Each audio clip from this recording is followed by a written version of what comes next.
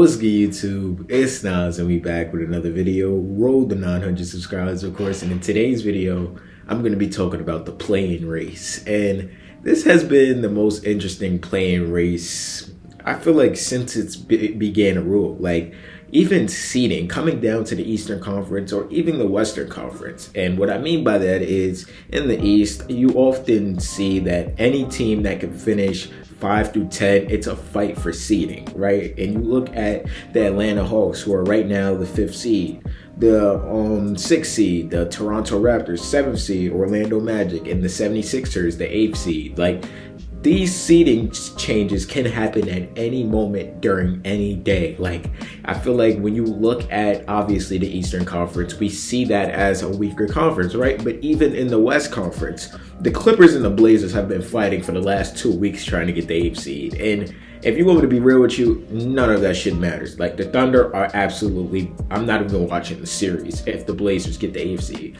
I'll watch because Kawhi, probably, I have more faith in Kawhi getting a game, but at the same time, there's just no hope. And even 3 through 5, obviously the Denver Nuggets are the 3 seed, the Los Angeles Lakers are the 4th seed, and the Rockets are the 5th seed. So when you're looking at that, and Austin Reeves and Luka Doncic are hurt now, and it's only LeBron James, the Lakers aren't fighting for seeding anymore. They're just trying to be healthy, and they're basically resting LeBron because you're going to miss a couple games. It's reported that Luka's in Europe right now trying to rush his comeback. We don't know if Austin Reeves is going to come back in time, so you're looking at LeBron having to hold it down. And is there any much or even faith in LeBron to do that? I just wouldn't think so. And the Minnesota Timberwolves are locked in as the 6th seed. They were in the race for obviously a top 3 seed, but Anthony Edwards went down with his knee injury, and they are pretty much, or it's a foregone conclusion that they're resting Anthony Edwards till it's playoff time. So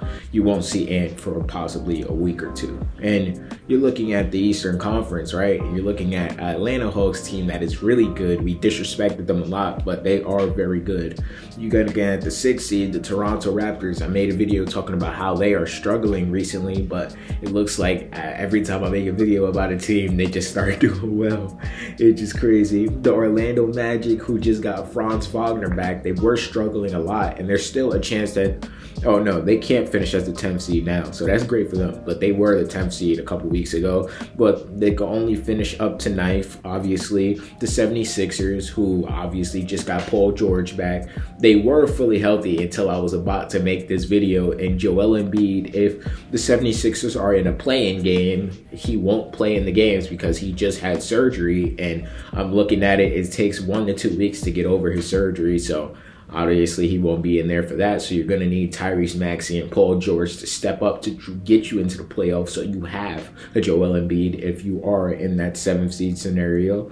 You have the Charlotte Hornets, who have been playing some great basketball, but there's still a chance that they can finish as the 10th seed. You got the Miami Heat, who can only finish up to the 8th seed. They have been struggling up to late. They're ending the season bad, and Bam Adebayo, him saying that he doesn't want to be a play-in team and then struggling right after that. You just see the Miami personnel just, they're not good enough. Like, you look at that roster and you just obviously notice that. But when you're looking at all these teams, right, the teams I just listed, which would be more interesting for you to play, or for them to play, actually? Because when you're looking at seeding, like, obviously the Detroit Pistons locked up the number 1 seed, the Celtics and the Knicks. The Celtics could lock up the 2nd seed tonight with a win against New York. There's no Jaylen Brown tonight, so obviously this has to be a Jason Tatum game and his return to MSG since his injury. The 3rd seed, the New York Knicks, are still fighting for the 2nd seed if they win, but they can lock up the 3rd seed if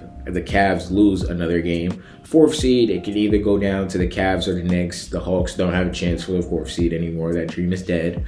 But when you're looking at 5 through 10, I'm looking at an interesting scenario here. Like, which do we want to see? Because, Fake, if you were to have to ask me for the 4th and 5th seed, that game, I would want to see the Cavs versus Hawks. That was a good game the other night. The 6th seed, obviously, the Toronto Raptors are the team that the Knicks want to face, but I'd rather see the 76ers versus the Knicks, the 2023 rerun, Joel Embiid back again. And the 7th seed, I'd say the Orlando Magic, maybe, I don't know. And then the AFC, I would want the Charlotte Hornets to be in the AFC so we can see Hornets Pistons. But to be honest with you, anything could happen in these play-in games. That's why I'm saying, like, I wouldn't be too confident in even having 2 games in the Eastern Conference, because really teams have been that good in this Eastern Conference. That's why you see a lot of these teams trying to fight for that 5 through 6 spot, or even fight for the 7 to 8 spot, because there is a better chance that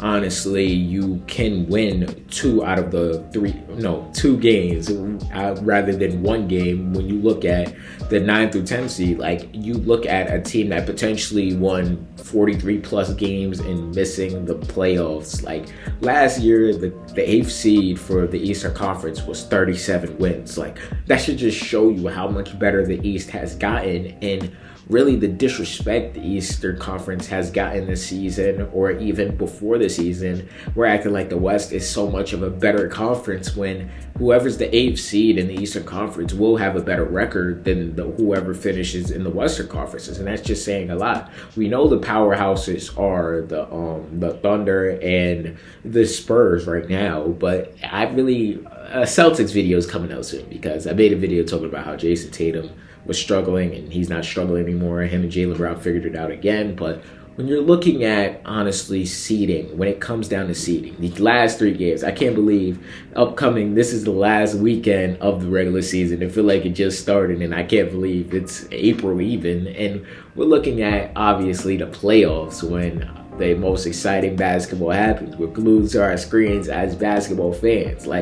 But when you're looking at the play-in tournament, I feel like people hated it when it first came out, and now we're probably going to see some interesting matchups in the Eastern Conference play-in. Even in the West, the Warriors are the 10th seed, but if you play the Trailblazers versus the Warriors, right, or either team, the Clippers or the Trailblazers, I bet you none of those teams want to play Stephen Curry, because Stephen Curry just returned from his injury, and the Warriors are monitoring him now since they can't finish no higher than the 10th seed, so there's no point of playing him or trying to obviously get some more reps in him, or potentially risking an injury if you're just going to play in the play-in game, the 10th seed, win or go home in your spot. And even this works out for Stephen Curry, because if the Warriors make it to that 8th seed, they're getting absolutely swept. Like, there's not a chance in hell that I have them taking even 1 game. Like, I'm going to keep it a buck with y'all. But I don't know. I feel like when we're looking at seeding in either conference, I feel like the discussion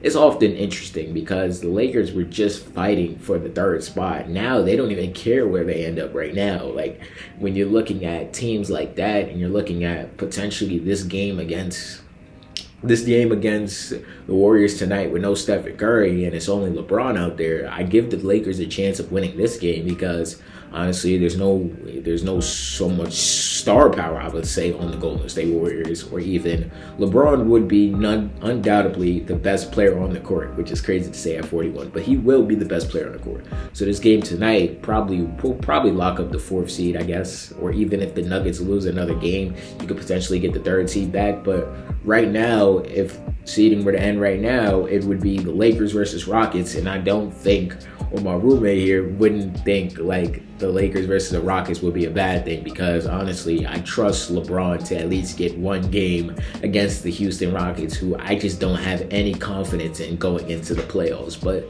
y'all let me know how y'all feel about seeding down below. Do y'all feel like, or let me know what matchups do y'all want to see in the playoffs? That's a better question. But I hope you guys enjoy.